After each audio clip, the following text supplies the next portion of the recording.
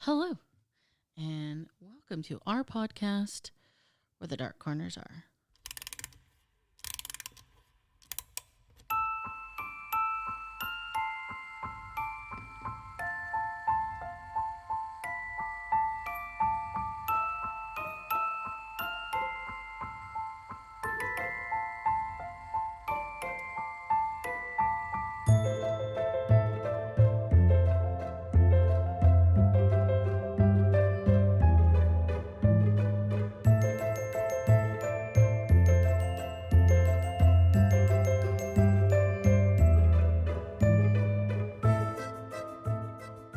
Hello.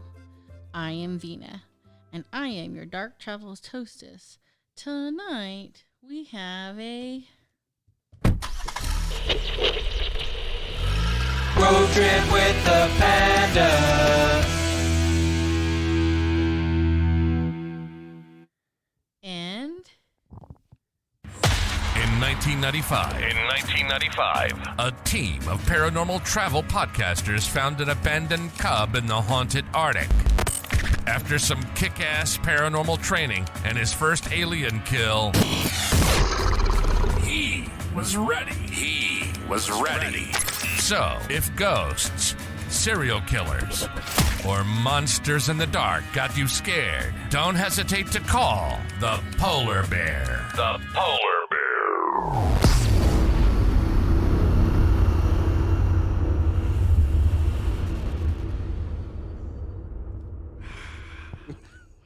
The crowd goes wild. and Samantha.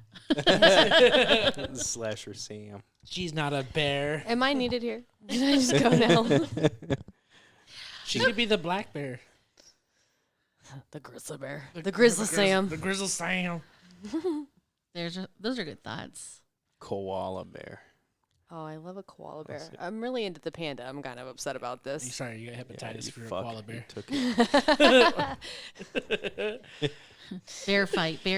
Yeah, like, thanks for ruining that. I'm just saying that's what they are. You ever heard them yell? They're terrifying. Koala bears? Yeah. Have you Why heard this did you hear them yell? Have you seen a video about TikToks. koala? Yeah, TikToks or just simple YouTube back in 2009 or whatever, man. Oh, fuck.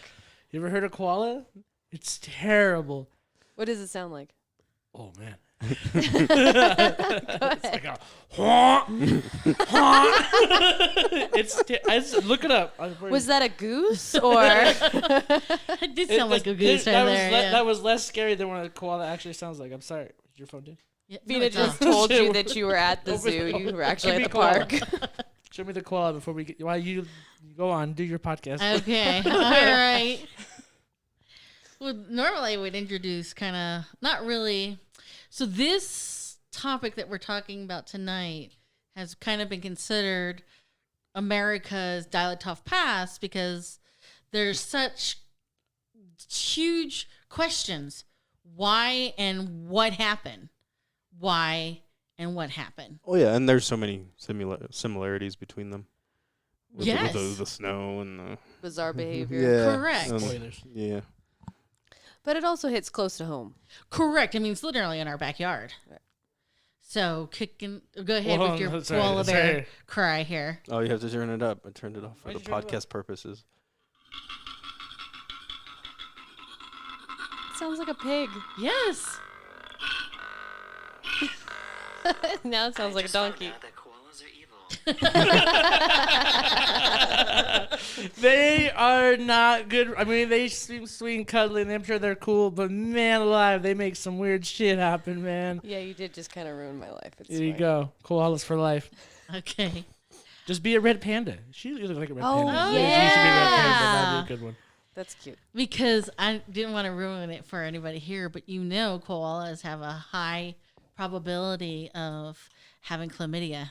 Oh, yeah. I said, what did I say? You I said said hepatitis. hepatitis. I was like, I don't Hepatitis. think that's the right one, but I was going to let you go with it. Yes, chlamydia. All right. So speaking of our topic tonight, you want to kick us off? Oh, yes, I do. So we are talking about the Yuba City Five. And the story of the Yuba City Five begins on a winter night in February 1978 when 5 men from Yuba City, California traveled to Chico for a basketball game before disappearing in the Northern California forest. All 5 of the men were from Yuba City, California, which is Northern California, not San Francisco, way up higher where it snows. Thank you very much. In Yuba City, these 5 men became friends while playing on a local basketball team for people with mental disabilities at the Yuba City Vocational Rehabilitation Center. On February 24th, 1978, Jackie Hewitt, Bill Sterling, Jack Madruga, Ted Wire, and Gary Mathis drove 50 miles north from Yuba City to Chico, California, to watch the basketball game between UC Davis and Chico State. Ted was the oldest of the men. He was 32 years old and described as showing signs of autism, because this is back in the day when we don't think this is a thing. We don't know it's a spectrum. Right.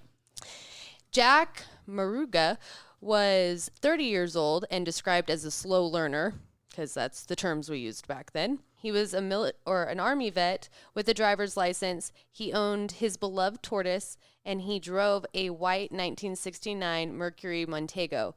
That vehicle was the vehicle that they were driving the night of the game. Jack often drove the group around. Bill Sterling was 28 years old and described as intellectually disabled. Once again, another vague, random term that they used because they didn't know how to explain it. Jackie Hewitt was the baby of the group, and he was 24 years old with unspecified physical and mental disabilities. And the last member of the Yuba City 5 was 25-year-old Gary Matthias. Matthias? Let's go with that. Gary served in the Army, and it was reported that while he was in West Germany, he used drugs heavily. He was later discharged from the Army because he was diagnosed with schizophrenia. And as we, have kind of alluded to, that was something that was not good. I mean, untreated schizophrenia is not great, but any type of mental disability or physical disability, I'm pretty sure, would get you kicked out of the armed forces back in the day. Gary had been in and out of mental health institutions, and at the time of this basketball game, he was only being treated with antipsychotics and was said to have been doing well. All 5 of the men lived at home with their parents, but were mostly independent, with some of the men holding jobs, and they even went on little small trips together, normally driven in that Montego. I'm like, I've never even seen what that car looks like, but I have it in my head. The Yuba City 5 had an upcoming basketball tournament on February 25th, 1978, that was organized by the Special Olympics. The winning team of that tournament would receive a week-long trip to Los Angeles. These boys, as they were later doomed and determined, they called them boys even though they were men in all of the things that I saw, and quite often their family called them boys, which I thought was interesting. They were determined to win this tournament so that they could go on that trip. And they are said to have wanting to go to the basketball game in Chico to give themselves an advantage, kind of help them like get in the mindset and get some ideas of what to do. Their excitement was evident as they prepared the night before the tournament, with Ted even asking his mom to wash his high-top sneakers and Gary reminding his mom not to let him sleep in. The boys attended the game at Chico State as planned and were even on surveillance footage purchasing snacks and drinks for the ride home. However, the boys, as they're referred to, as I said before, never made it home. Well, that's funny because when I was typing up my part of this, I would keep typing. I type in the boys, and then I look and I was like, "Fuck, they're 30s and late 20s." I was like, "The men." I'm gonna put this out there because I had the same vibe. Like I kept putting the boys, and everyone kept, like I said, every article that I read, and I read so many of them, and even the articles were like, well, they called them boys because, like, that's what their parents called them because they still kind of, Right. they view them as their children regardless of how old they are. But to me, it almost felt derogatory to call them boys because it felt like they were calling them boys because of their diminished mental capabilities. And so it felt like they didn't feel like they were men, like the reporters of the time were just like, oh, boys this, boys that. And it's like, no, they were grown men, just not grown men that maybe had the functioning and capabilities of everyone else, but that doesn't make them not men. It was just interesting. So I tried to stay towards men. Yeah, I had to go back and change a couple of things. So I might slip up. We'll find out. I did twice. I had to do the witnesses of the case, and they say there was many, but there weren't very many real ones. The first witness that confirmed that the boys were at the basketball game was Mr. Lee, a newspaper executive editor. He witnessed the Yuba City 5 at the basketball game at the beginning at 8 p.m., and then he confirmed that they stayed the entire time. and left at approximately 10 p.m. at the end of the game. And they didn't seem on edge or anything. They seemed like they were quietly having a good time. Mary Davis was a store cashier at the Bears Market in Chico, as you previously mentioned, where they were seen buying snacks. So she witnessed the men coming into the store around 10 p.m. It stood out to her because the men came in at about closing time, which annoyed her to have to keep the store open just for them. However, she noted that the 5 men were happy and excited and bought above average amount of junk food from the store. Yeah, like chocolate bars, drinks, chips, it sounded like. Yeah. Kind of some like snacks for the ride home. Yeah, I mean, that's... It was very specific with what they bought because I saw chocolate and chocolate bars a lot, and I was like, why did we notice this?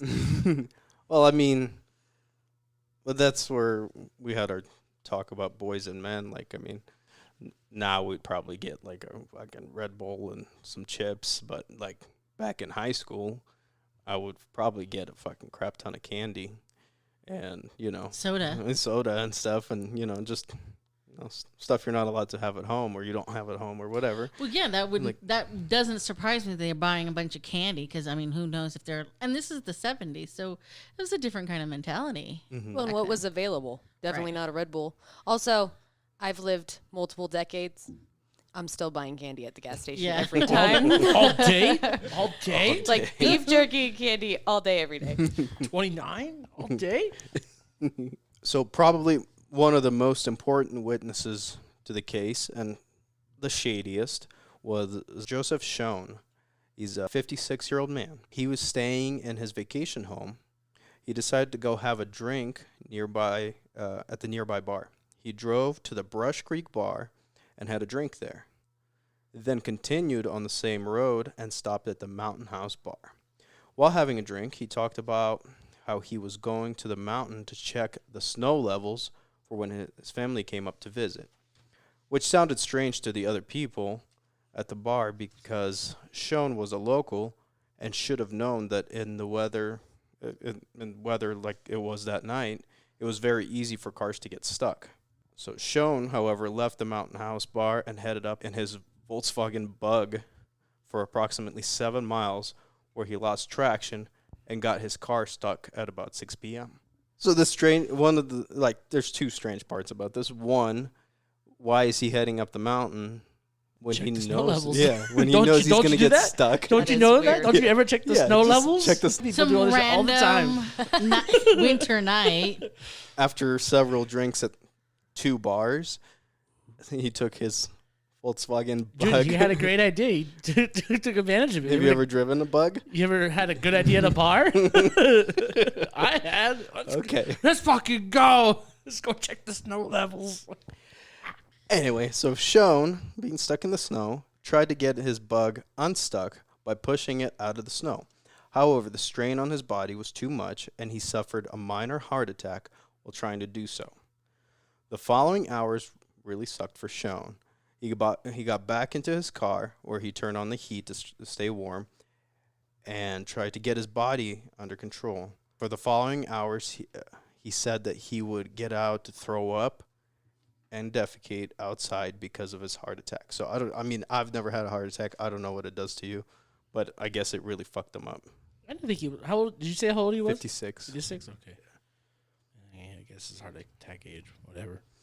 So he got back You can have a heart attack at any age, just so we're very clear on that. Mm-hmm. Well, look at all these 19-year-olds that are having them right now. These It's the Red Bull. athletes. Yeah, Yeah. it's crazy. The Chest Red Bull. pains. Until he got back in his car, finally got warm, finally got his body under control, and he fell asleep. Schoen awoke to his windows being fogged up, but he seen lights shining into his car and a whistling from outside as if someone was calling their dog. So he got out of the car and said that he honked the horn and yelled to the other people down the road to get their attention because he needed help, but with no response. He said that he saw a sedan car and what looked like a rust-colored pickup truck behind it. He seen silhouettes moving around, and he said one of them appeared to be a woman holding a baby. And that quote popped up everywhere that I looked. that there was a woman holding a baby. In the snow. Yeah. Also checking the snow levels. So, yeah. It's So 3 then- babies tall. So then No. all of the figures got into the truck, and the truck drove away, leaving the sedan behind. Schoen's car finally ran out of gas sometime throughout the night, and he decided to make the 7-mile walk back to the bar. I mean, he probably felt better after his heart attack, I guess. And pooping in the woods. Yeah. It was in the woods. It was next to the car. Oh, sorry. Because later Pooping on, in the snow. Yeah. This comes back. yeah, later on when they were doing investigation, they They noticed that they he see the threw poop. up and he They see pooped. the defecation. Yes. What kind of bear was this? Oh, gosh. So as he began walking, he realized that the sedan that was left behind was a Mercury Montego, which is the car that our men, the Yuba City 5, were driving to the place. And he noted that for some reason the interior of the car looked like it belonged to a child. So then Schoen stumbled into the bar morning at 10 a.m. and sat down at the bar. He put his hand on his head and made a statement, a quote here, "I should have done this 2 years ago," end quote, heard by the bartender and the other people at the bar. He asked for some aspirin and for someone to drive him home. Steve Robbins and his girlfriend Laura Lynn Smith volunteered, and on the drive, Schoen said that the reason he got stuck was because another vehicle followed him so close he had to drive up the hill and get stuck to get away. So somebody kind of like tailgated him until they forced him off the road. A completely different story that he'll tell the investigators later. The following day, Mrs. Schoen and her mentally handicapped daughter arrived from Sacramento, found Mr. Schoen in a bad state at home, and then heard his story, and then decided to go up and get the Volkswagen out. However, they weren't able to do so because it was stuck in a bunch of snow. They actually ended up moving the car closer to the Montego. March 2nd, Schoen told the investigator the group he saw could have been anywhere from 2 to 12 people in the middle of the night, and he blamed some of it on hallucinating because of how bad state he was. And even though he told his wife about the red pickup truck or rust-colored pickup truck, he told the investigators there was only the Montego. Many witnesses started to come forward after the boys were declared missing. One stood out more than others because the other ones were kind of written off as it's not them, that the identification was kind of an issue. Rosetta Florence Mulder said that on February 26, she pulled up to a convenience store in Brownsville where she parked next to a red Chevy pickup truck, and 2 men in the truck smiled at her. She got the sense that they were mentally challenged. She also saw 2 men at a payphone. When shown pictures of the victims, she identified Sterling, Wire in the truck, and Hewitt was on the payphone, and Madrega Well, Jack Madrega was standing next to him. Carol Waltz, the manager of Mary's Country Store in Brownsville, also identified Wheeler and Hewitt as being in a group of 5 or 6 men that shopped there February 25th and 26th and drove there in the old red pickup truck. Now, did she say that one of them was the driver, or? So she didn't see the driver. She just saw 2 in the back seat, 2 on the phone, and then she noted she's seen another guy in the store, but she didn't identify him with the pictures. Okay. But what's so curious about this case, the February 25th and 26th, was several days after the boys didn't come home and were declared missing. That's it. And then March 7th, we go back to Mr. Schoen, who was interviewed again in person, where he changed his story again, saying that he did see a red pickup truck, and when asked to describe the individuals he saw the night in greater detail, he got really defensive and said, "I get the feeling you guys think I know something about these dudes." And that was completely different from the behavior he showed throughout Initially. throughout the entire investigation. So, interestingly enough, their car actually gets spotted by a park ranger because they're actually on this road when they finally hit this particular section of the road. They're on, I think, Plymouth County or Plymouth National Park. Yeah. Well, it's a lot of federal lands up here. Correct. Which was curious because that was not the road home, right? Right. In fact, it's 70 miles in the opposite direction, and they're going uphill. Mm-hmm. So, I mean, if you're familiar with the road between Yuba City and Chico, it is almost a straight line, minus one deviant if you go towards Oroville. There's a split in the highway.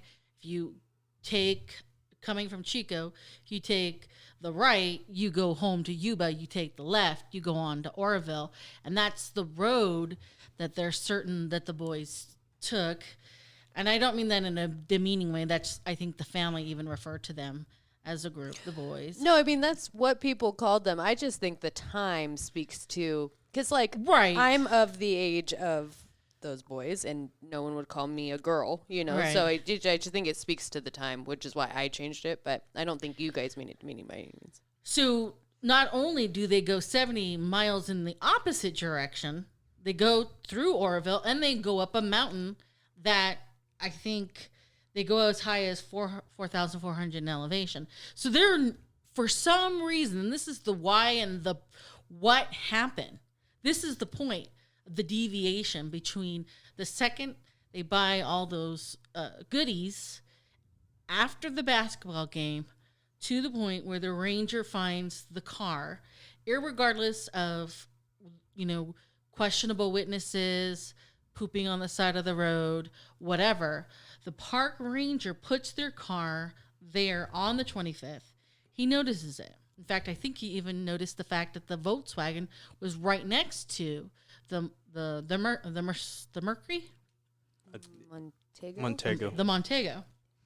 But he at that point in time, nobody has sounded the alarm when the park ranger sees the cars there. When he finds out that the police are actively looking for this type of car, he actually contacts them on the 28th. So, just 3 days. Again, but that's enough. You understand. So, Can I go back for a second? So we did kind of miss that the boys did not come home. And so their parents were really concerned about it, obviously, because they lived at their houses. But they were so excited about this tournament, there would be no way that they missed them. So they did send the police out, to your point. And the police did go along that path that they should have taken to get back home. And they did not, and there was no signs of them, which led us to then where you're talking about. Right. So, and again, kind of to drive one of the points home, despite their disabilities, they were pretty kind of rigid on their plans. They did not like to deviate from their plans. That's how come some of them set out their uniforms. One of them asked to please remember to wake me up. I don't want to be late, because they were very focused. Right, oriented. And it was a big deal for them, the Special Olympic basketball game. They wanted to win. They wanted to go to LA. This was what they wanted. Well, and to be clear, children with autism, people with autism do better with routine and schedules, and that does help them control that external chaos that they feel. So it would be very likely, especially if one of them does have autism, for them to want to have a very rigid schedule. And mind you, they also live with their parents, so I'm sure there's some level of this is what we're doing, this is when we're coming back, and they probably were very accountable to their parents as well. Absolutely. So again, this is the point. Why? Why? What made them go 70 miles in the wrong direction? So again, when the forest ranger gets news that this is the car that they're looking for, they contact the police. The police actually do come out, and they notice a couple of things about the car. One, even though the car is in the snowbank, it was easily something they could have gotten out of. They noticed, sometimes when it snows, the tires will spin, but if someone had just kind of pushed it out. Put your floor mats under the tires. We've all done it Correct. Up here in the snow. It was a simple out, but for some reason that didn't happen. And, one of the odd factors about this was Jack, who was the owner of this car, was very meticulous about his car. He did maintenance on his car. He loved this car. This was his pride and joy. So he would have known, hey, I just need one of you to push. We're gone. Well, to that point also, these are adults that have lived multiple decades of their life in this region. So they would have known naturally, A, that there's snow, B, this is the type of season, and this is how we handle those things. And I think that kind of got brushed over a little bit because that makes it even more weird. Like all of us from the snow know what we need to do, know where the snow is, know the elevation. We know how to get our cars unstuck. Right. So that was interesting. So the other thing that they found, because again, Jack was very meticulous about his car, was the car was actually left unlocked and the driver's side window was rolled down. So here now he has left his prized possession on a mountain in a very precarious position to get stolen. Right. And that's not something Jack would have done normally. So that is February 28th. Now, they do actually start a search party. They kind of start looking around.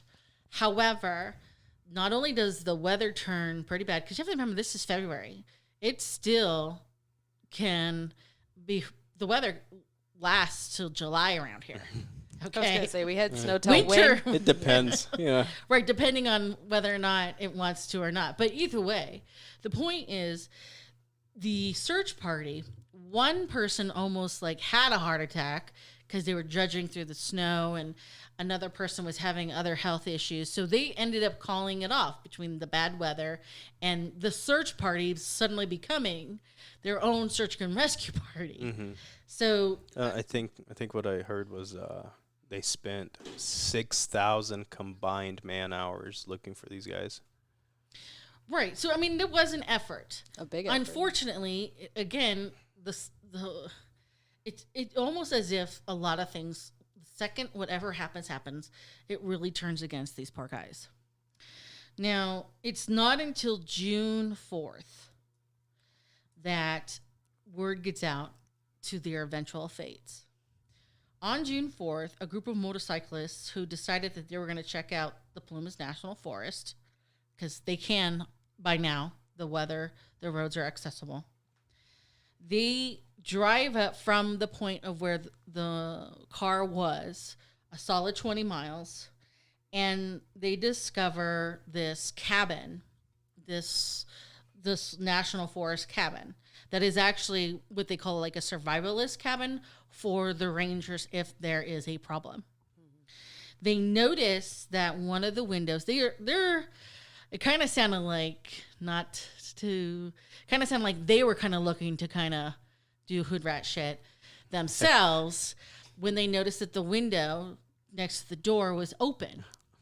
So they go in and they open it up and they're greeted with this horrendous stench.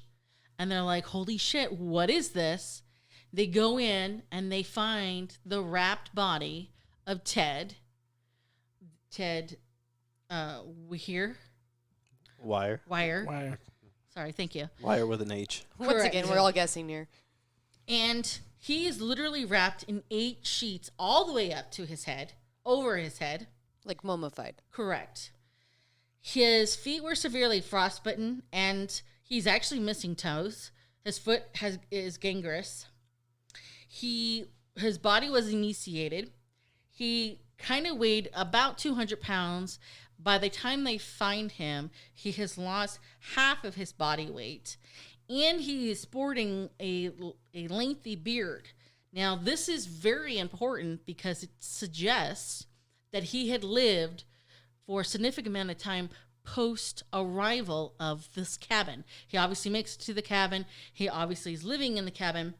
And so they're like 2 to 3 months he's living in this cabin. Now, next to the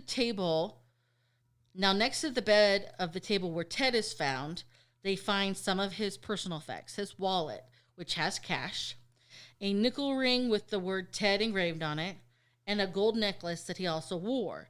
They also find a gold watch without crystals, that didn't belong to Ted, and a partially melted candle. And he's basically wearing the clothes that he was last seen in. Oddly enough, though, his shoes are not found. But Gary Mathias's shoes are on the floor, I think relatively close to the bed. Now, per his autopsy, it is determined that Ted dies from hypothermia and starvation. And in addition to that, they find other remnants that suggest that somebody had been there for a significant amount of time. They find a number of canned goods that were opened and consumed. But the other thing was these particular cans required, or they had access to, a particular can opener that Ted did not know how to use, but that somebody in the military, like Gary, would have been able to utilize because he was taught how to use. So at this point in time, on June 4th, they're thinking, obviously, Gary Mathis makes it because of the can opening scenario, and they think potentially that Jackie Hewitt makes it to this particular trailer cabin. And the other thing is like I said before, they find Gary Mathis's tennis shoes in the trailer, but Ted's leather shoes is completely missing. So they have cans opened, and the other thing that they find very interesting, so this trailer or cabin actually had like two sheds just right outside, and it was obvious that somebody had used a crowbar, and that's where they found the food. However, in the second shed, there were clothes that would have been far more appropriate for somebody who needed warm clothing, shoes that would have been more appropriate, and additional food. Yeah, didn't I read somewhere that there was so much food it would have kept all five of them alive for like a year? Yeah. Correct. But Ted still dies of starvation. With bare feet and no toes when there's all this other stuff. Correct. And to add to the mystery, they never even start a fire to warm themselves up, even though the cabin had matchbooks, books. They could start a fire. They had a butane tank for heat that all they had to do was turn it on. But for some reason, they never really utilize the tools to keep them warm. So, and again, it's February can be one of the most coldest months, but cold is still cold during the winter.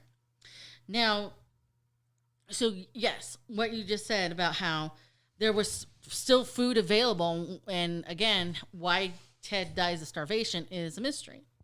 Now, so they find him on the 4th. They're there.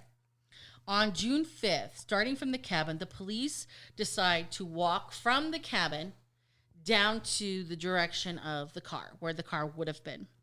As they do, they find the remains of Jack Madruga and Bill Sterling several miles away. In fact, they kind of like down the road, they kind of are opposite. Their bodies are found opposite of each other on this particular road. So 11.4 miles from the car, going up. Madruga was partially eaten by animals, and he was dragged to a stream. He laid face up. His right hand was curled around his watch.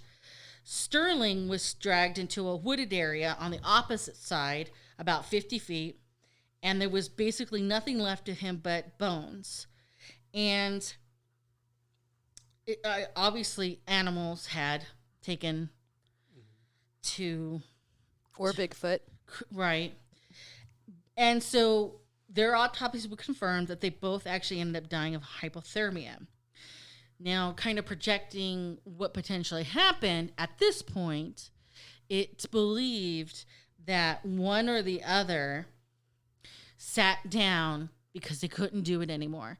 And one of the things we didn't mention previously that I'll mention now, because the boys were anticipating a return home, this was their plan. Jack didn't take a jacket. So chances are Jack sat down because they're in the freezing snow, and Bill, who was his best friend. Right. It was kind of weird the way they were friends. It was those two, and then the other two. and Gary was then, kind of yeah. the fifth man out. But it's been hypothesized that Bill wasn't going to leave. My assumption is Jack sat down because he didn't have a jacket, but Bill wasn't going to leave Jack. And that's how come they both ended up dying. Oh, they probably died next to each other, and then the animals drugged the bodies Correct. off his Right, he was like months, holding him, trying to keep him months warm. after that, yeah. Which, to also clarify, Chico is actually pretty warm. So even though there's lots of places up here that have snow and are cold, you drive an hour in the opposite direction, and it can be warm. So them coming from Yuba City and being in the valley, just because they drove through the mountains, those two cities might have been significantly warmer, which is why they wouldn't need jackets. Right, and there's too. no snow. Yeah, Right. and you start driving up, and that was where the elevation comes into effect. Now, on June 7th, they're still looking for Jackie Hewitt. They don't know where he is. And his father joins the search. And sadly, it's his father that finds his clothes under a manzanita bush. Oh. And as he picks up the jacket, the backbone of Jackie basically Oh. just falls out from That's horrible. from underneath the clothing. And they find his shoes, and I think they find like pants and a shirt. It's a day later, about 100 yards from where they find Jackie, that a sheriff will find Jackie's head, find his skull. And again, he's gone. But they do believe that his death was contributed to hypothermia. Now, it's kind of hard to kind of paint this picture and because here's the deal. If we start at the bottom where the car was, okay, apparently there were two trails, but it starts out as one, but it splits off, and it is believed this is why the boys took this particular trail.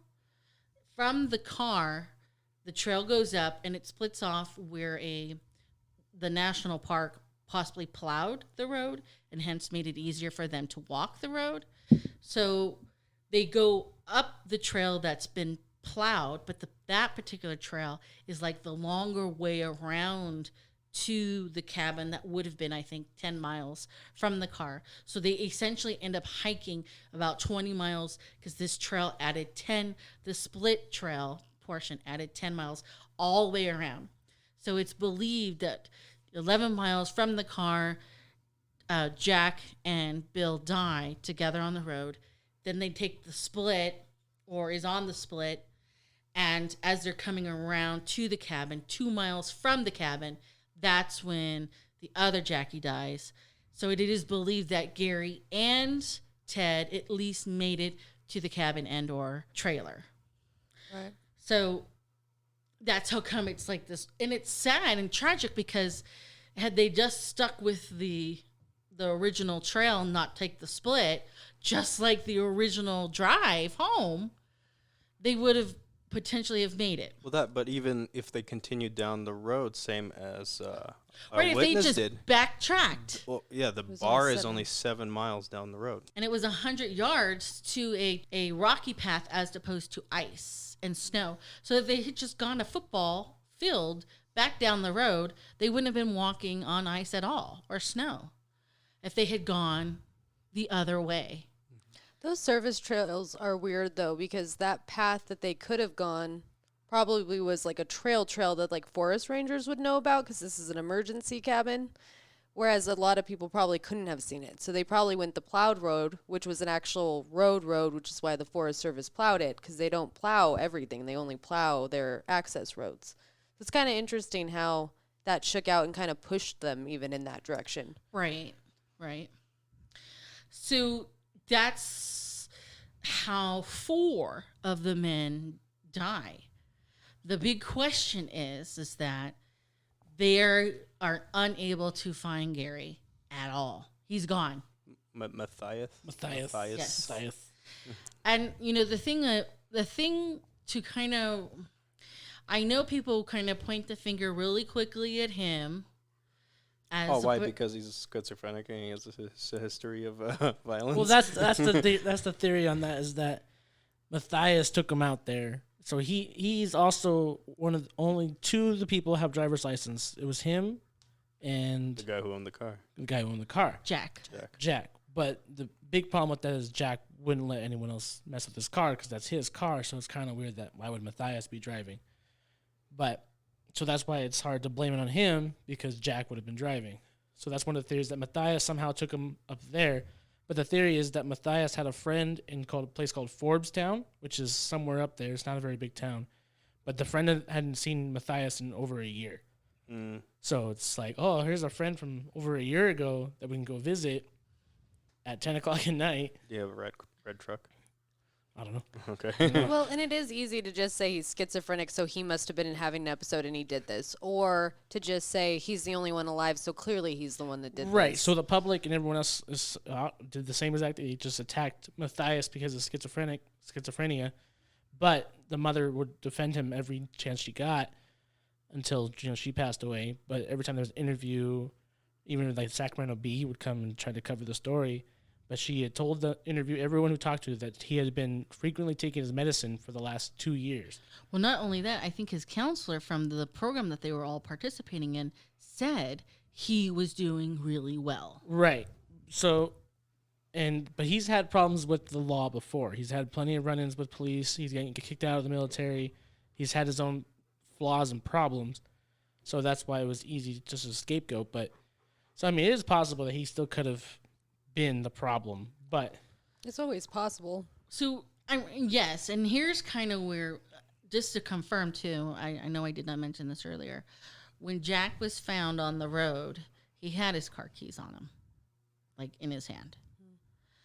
The other thing that kind of to me is a big red flag, okay, is two things actually. Number one, let's say he was fine. Gary was fine. But if you don't take your medicine, everything goes to shit over time. Well, but that's time. That is like Correct. not a day. It is like Correct. 30 days. So, I mean, who knows what her state of mind was 30 days post.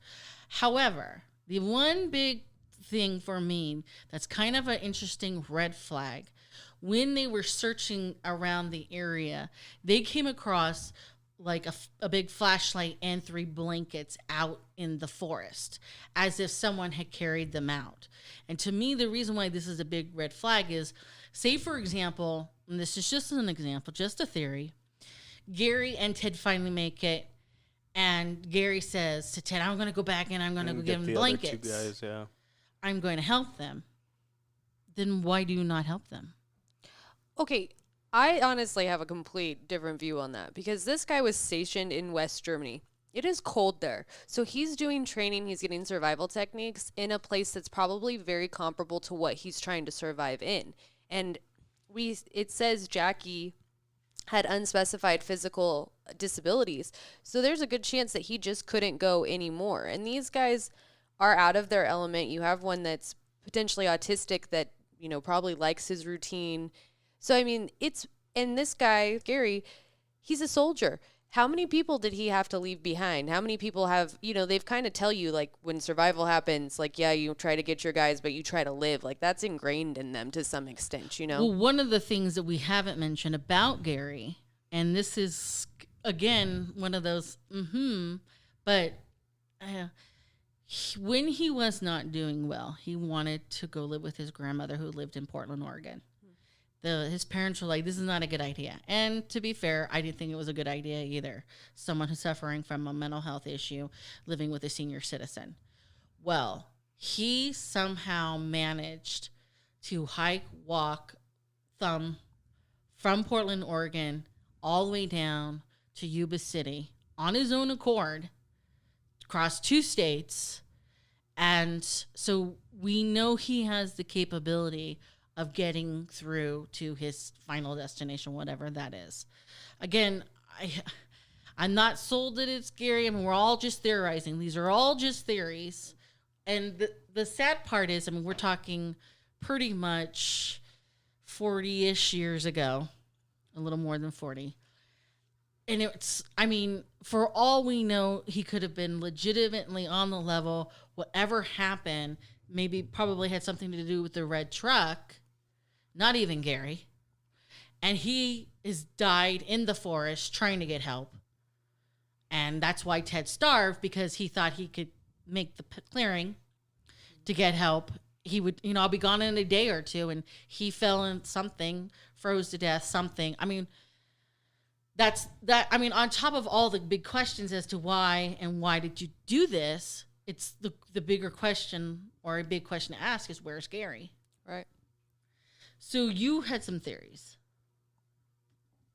Yeah. Other than the ones you just shared. So we just covered all of them. Yeah. Well, the one you didn't cover was that what do they call it? The bully theory. Oh, I like that one. Was that, so allegedly that Matthias had a sister. I'm sure that part's true, but the sister was dating a local boy or man or whatever, and she broke up with him, and he actually ran into Matthias and the gang at the basketball game. And so the idea is that they followed Matthias and the group out of the town, and they kept following them and essentially chasing them. So the rumor was there was a witness that said there was a scuffle, but no one's ever said there was a scuffle. So that's all hearsay right there at like a gas station or something like that. But it's alleged that they made it to the Lake Oroville, which is on the way to the mountaintop, and that Matthias actually was dumped in the lake. And they took his shoes, and I don't know why that would be an advantage, but they took his shoes. That's why I would explain why the shoes were up in the mountain with them. They dumped Matthias there, and they pushed the rest of the group on top. So maybe something happened in the lake to where now they don't want witnesses, and then they take them up there, which would have followed them and pushed them all the way up there. And then to make sure they stay up there, they take the one survivalist out, and the rest, one of those in the military, I believe, too, but for the most part, you're kind of doomed out there. So that was a big theory, but there's no proof on that one either. So, well, the one big thing that kind of sticks out, irregardless, is you have 3 separate witnesses saying that they saw them associate some degree from a rusty red truck. And the weird part is that 2 of the 3 are like post February 25th. We know for a fact that the car was there on the 25th because the park ranger, who is the most viable witness you're going to have, says it was there. And Brownsville is located 20 miles further from where the car was found. So 20 miles forward. They didn't get to Brownsville yet. So when the witnesses say, "Hey, we seen them in Brownsville," that's 20 miles away from where the car was left, and 2 days post where they were supposed to be home for the tournament. The tournament. right, which is another reason why Matthias, we go back to blaming Matthias for all this. He also was excited for the tournament. Mm-hmm. So why would he be excited for a tournament that he knows he's not going to go to if he's the one planning this? Well, and what did he get out of it? Right, he doesn't get anything out of it. Exactly. I mean, like I don't know the full symptoms of schizophrenia, but I'm pretty sure that's what voices and shit like that. You start kind of losing yourself. Paranoia too, but someone that was highly treated and leveled out. I mean, something could trigger that. Could trigger an event, so to speak. But these guys are friends. They've been engaged in a competitive team sport, and that didn't trigger. So, like, what could they have possibly done to make it? I don't know. It just. I mean, once they were on their own, it's kind of like the friendship thing is great, but that's when people start to turn on each other and shit. Well, Matthias is the quote-unquote newest friend of the group. Right. He only known them for, I think they said 2 years at that point. So, there's obviously gaps in our information as well, for instance. So my questions are, because I don't know, for instance, in the original, we know for a fact they stopped at a gas station after the basketball game. They bought treats, they bought snacks. Were the candy wrappers in the car? They left. I saw that they talked about a lot of their snacks that they bought at the gas station was left in the car. Intact, like they haven't been eaten yet. So then my second follow-up question is, if it's true that they went, because I think there was an account of they were actually seen on the 25th and the 26th at the Brownville station or the gas stations, buying treats again. If that's true, where do we know where those treats are? Do we see the candy wrappers? Are they in the car? Where are those candy wrappers? And then why not shove those in your pocket? Like, I mean, I'm not getting out of the car Well, even 'cause to that's walk just into it. someone's house without a candy bar. They're finding their clothes. Are the candy in the clothes? Right. Because in my mind, okay, it does give some validation to the fact that they were traveling in a red truck. If this is true, because if they can't find the candy or the sodas that they purchased on the 25th, 26th scenario, then maybe they were in someone else's car. And then maybe it's possible whoever they were with, let's say someone like kidnapped them, let's say, then return them to their car. Take us back. I want to go home. Fine, we'll take you back. The red truck rolls back up on the 26th, 27th. And that's when they start, because their bodies aren't found for almost another 3.5 months. So we don't even know what day they trekked from the car up the mountain. We don't. We're just assuming it's all happening the same night. No. I mean, bottom line. Yeah, it reads to me like, hey, we took a wrong turn. We ended up somewhere. We got really overwhelmed, so we got out of the car type of situation, and then weather kind of took it. But it just doesn't make sense how they ended up that far away. Or, you know, I think I read that they still had plenty of gas. And then once they found they still had a food. quarter tank of gas. Right. So 7 miles you could have saved yourself. But, I mean, if you're up there and it's dark and you don't know the area, and it's the car overwhelming. wasn't stuck. Right? Right. It It wasn't was just stuck. parked. So, I mean, it doesn't make sense as to why they didn't just turn around. But I guess if you're overwhelmed, maybe you get out to try to see what you're doing. And, like, I could see why they'd split up. I don't know. It's weird as to why they were even there. Right. What would compel 5 adult males to leave their fully operational vehicle to go up a mountain? I mean, that's actually the 3 major questions. What causes them to deviate from taking that split from the beginning? What is that, the 99 or the 5? Or both? From instead of going to Yuba, they go to Orville. That's the first question. The second, what compels them to go all the way up this mountain to Plumas National Park? What compels them? And then thirdly, what compels them to leave a fully operational vehicle to go up a mountain instead of down the mountain where they just passed the bar? No. So there's another far-fetched theory that I was seeing was about our witness Joseph Schoen. How he talked about there's some time gaps in like what he said, what time he went up there, and what time the boys were there, and all that. But in the car when he was getting the ride back, Schoen said that there was a vehicle tailgating him and made him pull off into the snow.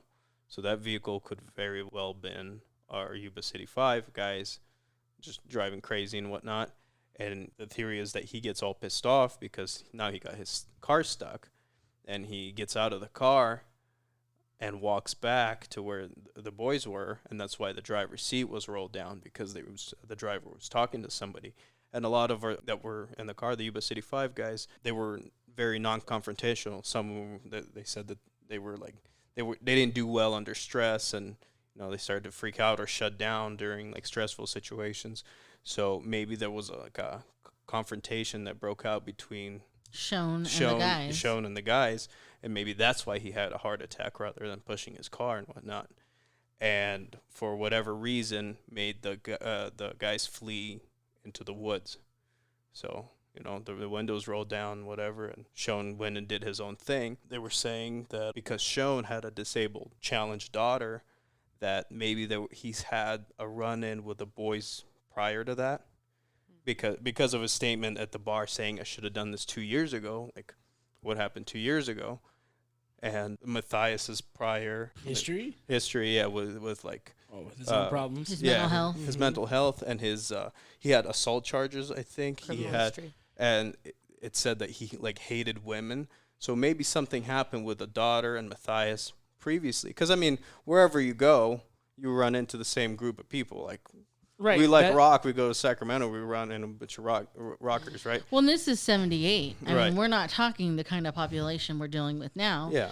I mean, and this is just a theory. I mean, is it possible they kind of all had interactions with the same type of program, or their programs had interactions Right. with each other? Well, how Right, many neither- programs are there? Neither Yuba, Marysville, or Chico are very big, even now. Mm-hmm. I mean, they're bigger than where we're at now, but I can only assume that it was way smaller back in '78. Right. So, Well, people taking a hop, skim, and a jump for an hour is nothing. yeah, I mean, we do that all the time. Yeah.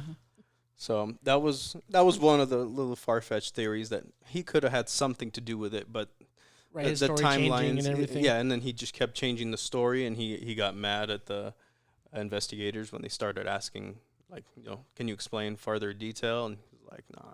Well, the truth has no lies. Yeah. That's the bottom line. The How truth do doesn't you- change. How do you guys feel about the mummy? Like, what do we think about that? Well, so somebody obviously was in the room or in the cabin with him. So he To he wrap was him wrapped up, or was Yes. he just covered? You with know. Except for his feet.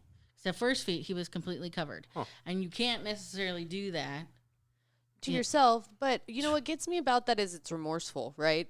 So it almost is like he succumbed to the weather, maybe even closer to that cabin trailer, and that person brought them in and then wrapped him, because that's what you do with your dead, right? You wrap. Right, but he still had the beard.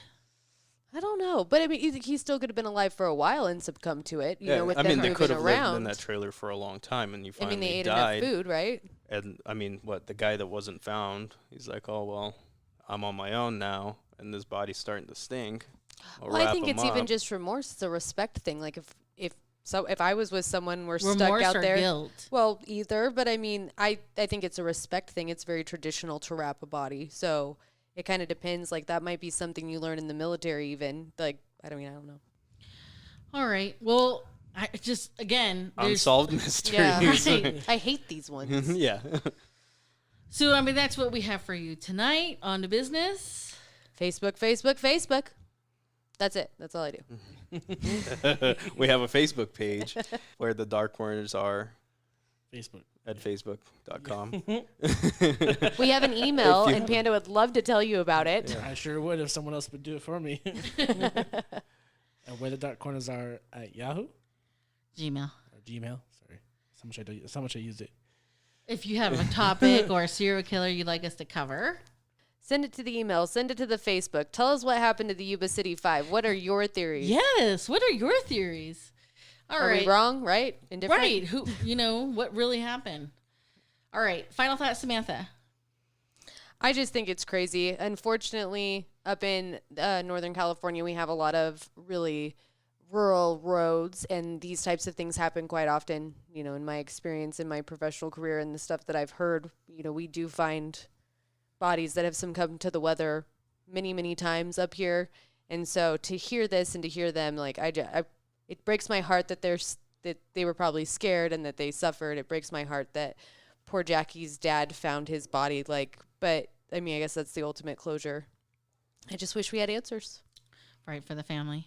I would like to throw out a YouTube video that actually covers a lot of this, and I got a lot of my information from there. Its creator is The Missing Enigma, and it's the Yuba County 5 Mystery in the Mountains, Part 1 and 2. It's actually really detailed, That's a good one. and it's got a bunch of artwork in it, and it has a bunch of case notes and pictures and stuff. So it's kind of long, but if you're interested in it, Yeah, really it goes good. in greater detail and everything else things we didn't cover here. That's a good watch. There's everyone's done this on their podcast or whatever too. So, but it's always kind of nice to do with it, kind of compare notes and see what else brings together. You know, what one podcast said, what the other one just says. So even on Reddit, blows up with it. People talking about I it. love So, Reddit. yeah, Reddit's crazy. So it's a popular topic. It's a popular thing that's been around for 50 years now. So almost 50 years. So. Well, and again, it's these are the big questions. What made them deviate? What made them go up the mountain? What made them get out of the car? The car. The car. Well, and unfortunately, car we it's so far away and so far removed. I don't think we'll ever get answers, and that sucks. So Right, and chances are, Gary, unfortunately, 40 years now, he may not even be alive. Again, he may not even made it out of the forest. he'd potentially be 65 now. And yeah, I mean, who knows where he is? If he did it, I'm sure he has a completely different identity. And someday we're gonna DNA test, and we're gonna randomly find him like we did the Golden State Killer. But Right. I don't think that that's likely. Final thoughts, Vina. this part of the reason I wanted to do it was because, like I said, this happened in our own backyard, and two, it's the whys that keep you up, the whys. So. Oh yeah, and don't think that can't happen to you because you have a cell phone and you call for help, because up in the mountains in the snow, there ain't there is nothing no up help. here. Nope. You on your own. So Watch a much YouTube good. video on how to stay alive. Who abandons you? Oh gosh, you would be that one. I would survive. I though. gotta Later. But yeah, but then like, the thing is, maybe he survived, but I can't tell anybody he survives because he's probably fucked up from it and is like, oh, I can't tell nobody that happened. So. Well, that's the other thing, too. Let's say he is completely innocent, and unfortunately, he's the last survivor. You just saw your friends die. I think it's insanely unlikely that he's alive, especially when they found Jackie in pieces. It's very bones. possible that that's the same thing. So, Yeah. but I mean, wild animals. We got bears, we got mountain lions, we Puma. got You wolves. got a puma. Well, I mean, he didn't even... So he would have known Jack kept his car keys. I didn't think so. My point is, go back the way you came, grab the car keys, leave. Yeah, and bail. go. So, I mean, that right there, to me, is like I don't want to say makes him look innocent, but it does not make him look suspicious on any level, I don't think so. especially when you have access to leave. Okay. All right. we gotta let it go. Yeah. Moving on. We'll be here all night. All right. So until next time, please remember, only the few can find the beauty in the darkness, which is why we hope to meet you where the dark corners are.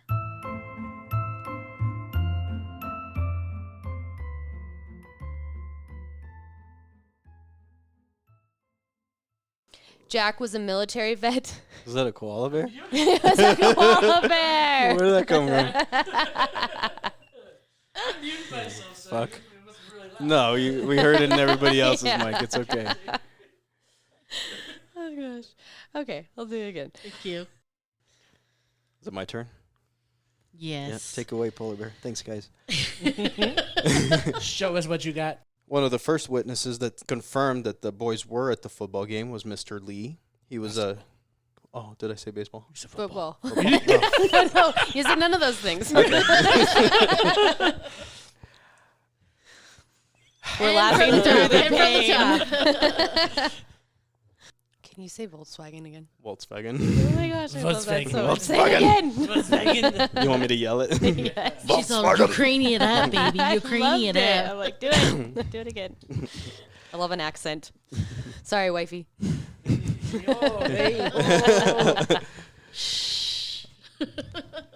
So I was talking to People Panda. die. you're ruining this.